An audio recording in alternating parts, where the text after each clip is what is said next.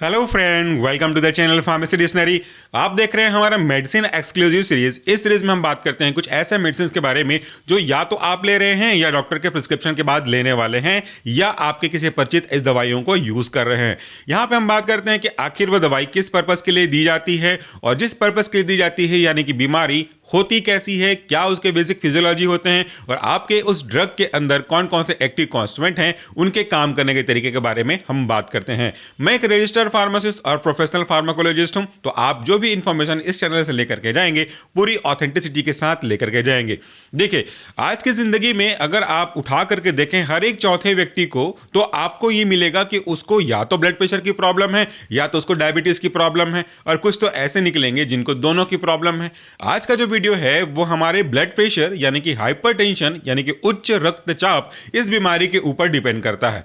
पहले एक जमाना हुआ करता था जब हम स्टूडेंट को पढ़ाते थे तो अक्सर ये कहते थे कि ये बीमारी इस एज ग्रुप के लोगों को परेशान करती है या इस एज ग्रुप में होता है। लेकिन आज के डेट में ये जो लाइन है वो मेरे ख्याल से अपनी औचित्यता खो चुका है। आज किसी बीमारी को होने के लिए कोई समय की आवश्यकता नहीं है, क्या बच्चे, क्या बड़े और क्या बुजुर्ग, सबको ये हो सकता है। क्यों? क्योंकि हमारा जो लाइफस्टाइल है वो बिल्कुल चेंज हो गया है। हमारा रहन सहन, खान पान, उठना बैठना, सोना जगना, सब कुछ का जो समय है पूरी तरह से बिगड़ के रख गया है। तो यही है आपके हाइपरटेंशन के कई कारणों में से एक कारण। चलिए अब आपको मैं बताऊं कि आखिर ये हाइपरटेंशन होता क्या है, कैसे होता है, क्या सिम्टम है और कैसे ठीक किया जा सकता है।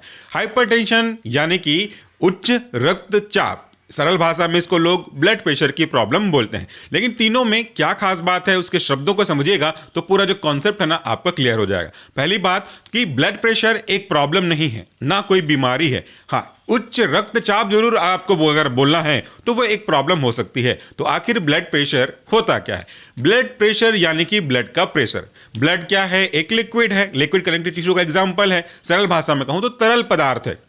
और कोई भी लिक्विड अगर एक जगह से दूसरी जगह पे जाना चाहे, अगर वो जगह दूर हो तो आप उसको बिना फोर्स के तो भेज नहीं पाएंगे। जैसे कि आपके घर में एक जगह पे नल लगा हुआ है और लगभग 2 किलोमीटर दूर आपको पाइप से उस पानी को पहुंचाना है। तो अगर बिना पंप के आप उस पानी को पहुंचाने की कोशिश करेंगे तो आपको भी पता है कि यह पानी 2 किलोमीटर तो दूर 1 आध किलोमीटर तक भी नहीं पहुंच पाए। फिर आप उस सिचुएशन में क्या करते हैं? आप प्रॉपर प्रेशर क्रिएट करने के लिए अच्छे हॉर्स पावर का पंप लगाते हैं, और ये जो पंप है प्रेशर के साथ उस पानी को 2 किलोमीटर दूर तक पहुंचा देता है। और अगर नहीं पहुंचा पाया तो फिर बीच बीच में आप और पंप लगा सकते हैं। जिस तरीके से पानी को दूर पहुंचने के लिए प्रेशर की आवश्यकता होती है, इसी तरीके से हमारे ब्लड को भी एक जगह से दूसरे जगह पर पहुंचने के लिए, सही समय पर सही अनुपात में पहुंचने के लिए प्रेशर की आवश्यकता होती है। तो जिस तरीके से पानी एक पाइप के अंदर से बहता है और अंदर अंदर पाइप के जो अंदर का डायमीटर है, अंदर की सतह है, उस पे एक प्रेशर लगाता है, ठीक उसी तरीके से हमारा जो ब्लड है वो एक वेसल्स, जैसे हम नलिकाएं कहती हैं, उसमें बहती हैं और उस नलिकाओं पे प्रेशर एक अप्लाई करती हैं। तो ब्लड के द्वारा इस वॉल पे, आर्टरीज की दीवार पे यानी कि नसों की दीवार पे लगाया जाने वाला प्रेशर सरल भाषा में ब्लड प्रेशर कहलाता है। अब आप खुद ही सोचिए कि अगर प्रेशर नहीं होगा तो ब्लड पहुंचेगा कैसे बाकी शरीर के हिस्से तक? तो इसलिए ब्लड का प्रेशर प्रॉब्लम नहीं है। अब प्रॉब्लम फिर क्या है? ये जो प्रेशर है वो नॉर्मल होना चाहिए, 120/80 mmHg ये होना चाहिए।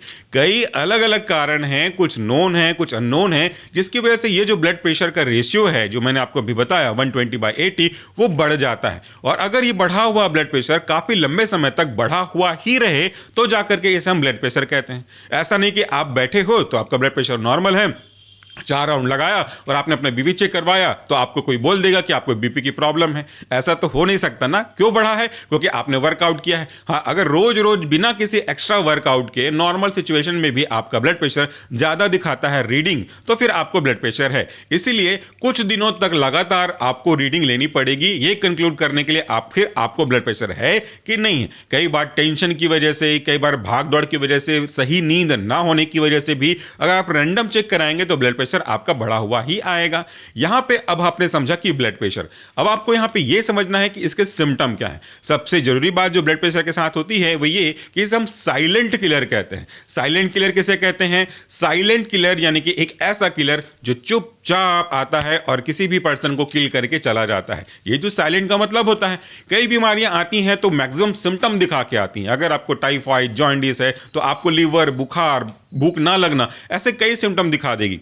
लेकिन ब्लड प्रेशर कई दिनों से आपके घर में आकर के रह रही है, शरीर रूपी घर में आकर रह रही है, आपको बताएगी तक नहीं कि आखिर आपको वो आ चुकी है आपके घर के अंदर।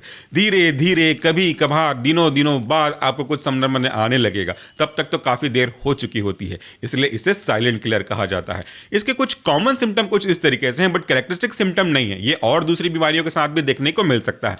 अक्सर आपका सर दर्द बना रहना, आंखों का लाल होना, चिड़चिड़ापन होना, गुस्सा जल्दी आ जाना, 4-5 सीढ़ी चढ़ते ही थकने लगना, या आप लंबी दूरी तक चल ना पाना, ऐसे कई अलग अलग सिम्टम हैं जो ये इशारा कर सकते हैं कि आपको ब्लड प्रेशर बढ़ा हुआ है। लेकिन जैसा मैंने कहा कि ये सिम्टम तो किसी और बीमारी के साथ भी हो सकते हैं, तो एग्जैक्टली श्योर शॉट नहीं कहा जा सकता जब तक कि आप अपना बीपी को रेगुलर मॉनिटर ना करें तब तक के लिए। तो ये हो गया बीपी, बीपी का कारण, बीपी के सिम्टम। कारण थोड़ा सा और बचा हुआ है, कारण में कई चीजें आ जाती हैं, जैसे मैंने कहा आपका लाइफस्टाइल, अधिक नमक का खाना, आपकी किडनी के कोई फंक्शन का काम ना करना। आपको लग रहा होगा कि किडनी का ब्लड प्रेशर से क्या संबंध है, तो बिल्कुल गहरा संबंध है, सीधा सीधा संबंध है, सगे भाइयों जैसा संबंध है।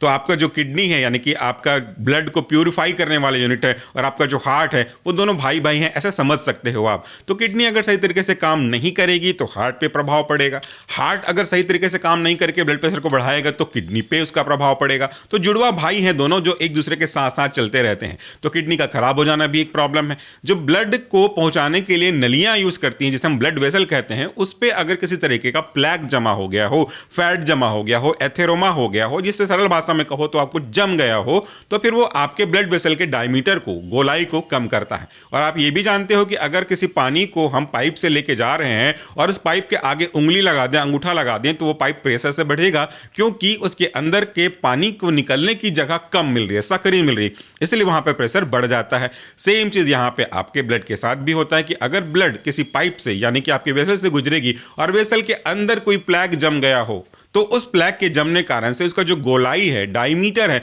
वो सकरा होता जाएगा, और सकरा होने की वजह से ब्लड उस प्रेशर से ज्यादा प्रेशर में बहेगा जैसा कि वो नॉर्मल में बह रहा होता। तो यही है आपके ब्लड प्रेशर का कई कारणों में से एक। नमक का अधिक कंज्यूम करना एक कॉमन प्रॉब्लम होकर के आ रही है, क्योंकि हमारी जो आदत है वो ये है कि आप सलाद खाते हैं या कोई और चीजें खाते हैं तो उसके ऊपर से आप नमक छिड़क करके खाते हैं।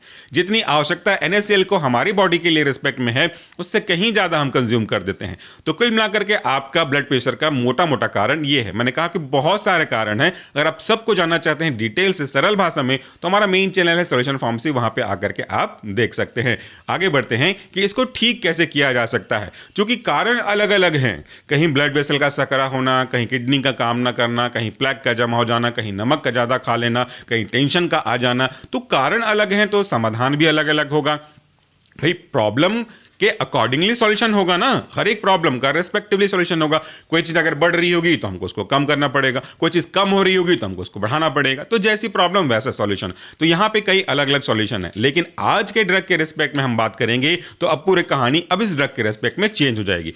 चलिए बढ़ते हैं हमारे ड्रग के ऊपर। आज मेरे हाथ में जो टैबलेट है, इसका जो ब्रांड नेम है वह आपका टेल्मा एच। टेल्मा अलग अलग भी आता है, टेल्मा 40, टेल्मा 20, लेकिन ये टेल्मा एच है। आखिर एच का क्या मतलब है मैं आपको बताऊंगा। टेल्मा एच को बनाने वाली जो कंपनी है वह है ग्लेनमार्क, जो कि एक अच्छी कंपनी है फार्मा के फील्ड में। टेल्मा एच इसका एक ब्रांड नेम है, यानी कि अगर आप दुकान में जाकर के बोलेंगे, डॉक्टर की पर्ची दिखाएंगे टेल्मा एच, तो आपको समझ में आ जाएगा कि आपको क्या चाहिए था। डॉक्टर आपको वो दिया है तो मेडिकल स्टोर वाला भी आपको दे देगा। लेकिन टेल्मा एच कोई दवाई का नाम नहीं है। इसके अंदर क्या है, इसके अंदर दो कॉन्स्टिट्यूएंट हैं। पहला है आपका टेल्मिसार्टन 40 mg और दूसरा है आपका हाइड्रोक्लोरथायाजाइड 12.5 mg इंडियन फार्माकोपिया के गाइडलाइन के अकॉर्डिंगली। अब यहाँ पे दो ड्रग है। पहला जो ड्रग है कंसल्टेंट, तो मैंने बताया टेल्मिसार्टन। टेल्मिसार्टन जो है एक एंटी हाइपरटेंसिव ड्रग का एग्जाम्पल है, और उसके कई अलग अलग सब क्लासेस हैं। तो टेल्मिसार्टन किस कैटेगरी का आता है, ये आता है एंजियोटेंसिन रिसेप्टर ब्लॉकर के अंदर। तो ये एंजियोटेंसिन रिसेप्टर ब्लॉकर क्या है? एंजियोटेंसिन रिसेप्टर ब्लॉकर एक ऐसा ड्रग है जो एंजियोटेंसिन को उसके रेस्पेक्टिव रिसेप्टर पे बाइंड होने नहीं देता, यानी कि बाइंड नहीं होने देकर के ये अपना काम करता है और आपकी बीपी को मैनेज करता है। तो प्रॉब्लम क्या हुई कि अगर आपका एंजियोटेंसिन अपने रेस्पेक्टिव रिसेप्टर पे बाइंड हो गया तो प्रॉब्लम है। और उस प्रॉब्लम को ठीक करना है तो बाइंड होने नहीं देना है। तो बाइंड होने से क्या होता है? बाइंड होने से कई चीज़ें हो जाएंगी। आपका ब्लड वेसल जो सकरा हो जाएगा, काफ़ी ज़्यादा प्रेशर बढ़ने लगेगा। तो अब हम इसको चाहते हैं कि बाइंड नहीं होने दिया जाए। तो एंजियोटेंसिन 1 से कन्वर्ट होता है angiotensin 2 with the help of ACE, यानी कि एंजियोटेंसिन कन्वर्टिंग एंजाइम। अब ये जो एंजियोटेंसिन 1 से 2 बना है वो अपने रिसेप्टर पे जाकर के बाइंड हो जाएगा, और हो जाएगा तो ब्लड प्रेशर बढ़ेगा। ये जो आपका टेल्मिसार्टन है ये इसी को बाइंड होने से रोकता है। अब ना रहेगी बांस ना बजेगी बांसुरी वाली कहानी शुरू होती है कि भाई जब टेल्मिसार्टन का जो ड्रग है वो उसको उसके रिसेप्टर पे बाइंड होने ही नहीं देगा तो उसका एक्शन तो देखने को मिलेगा नहीं। ये उसके काम करने का तरीका है। दूसरा जो ड्रग है यहां पे वो है आपका हाइड्रोक्लोरथायाजाइड। बेसिकली ये थायाजाइड कैटेगरी का ड्रग है, और थायाजाइड डायूरेटिक कैटेगरी का ड्रग है। अब आप समझिए डायूरेटिक का क्या मतलब होता है। डायूरेटिक यानी कि ऐसा ड्रग जो कि यूरिन के फॉर्मेशन को इंक्रीज करता है वाटर और सोडियम के रीएब्जॉर्प्शन को कम करके। यानी कि कह सकता हूं सरल भाषा में, अगर जनरल पब्लिक देख रहे हैं तो, कि ये आपके बॉडी से यूरिन को बाहर निकालने में मदद करता है, तेजी से यूरिन बनाता है और तेजी से यूरिन बाहर निकालता है। अब इसका क्या लॉजिक है भैया यूरिन का मेरे ब्लड प्रेशर के साथ? तो याद करिए मैंने थोड़ी देर पहले कहा था कि जब आप एक्स्ट्रा नमक खाते हैं या डाइट में भी नमक लेते हैं या किसी अदर सोर्स से भी नमक मिलता है, तो नमक यानी कि Na++Cl- ये जो सोडियम है वो आपके ब्लड वेसल को सकरा करने का काम करता है। तो इस तरीके से हमको क्या करना चाहिए, जो सकरा हो गया है तो प्रेशर बढ़ेगा, हमको उसको वापस से उसको पहले के जैसा लेकर के आना है। तो पहले के जैसा लाने के लिए जरूरी है कि उस नमक को कम किया जाए। तो नमक को कम करने के फिर से दो तरीके आते हैं, या तो आप इनटेक कम करिए या तो आउटपुट को बढ़ा दीजिए, या तो इनटेक कम करते करते आउटपुट को बढ़ा दीजिए। तो दोनों तरीके से आप मैनेज कर सकते हो, depending upon your situation. Particular व्यक्ति का अलग अलग हो सकता है।